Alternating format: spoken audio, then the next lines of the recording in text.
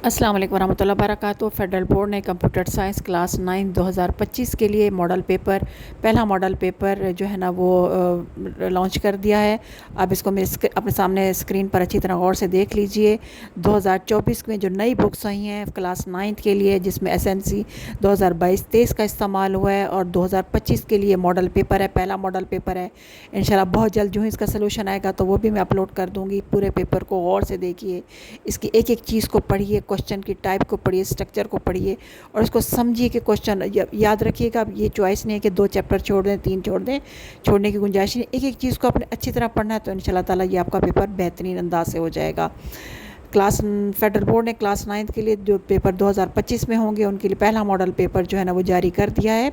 आप इसको अच्छी तरह गौर से देख लीजिए और इसके क्वेश्चन का स्ट्रक्चर देख लीजिए और इसे भरपूर फ़ायदा उठाइए और ख़ूब मेहनत कीजिए, ताकि आप जो है ना तमाम के तमाम पेपर माई मिक्स प्लेट चैनल पर अपलोड हो चुके हैं। आप इसको तमाम पेपर जो है ना वहाँ से आसानी के साथ देख सकते हैं।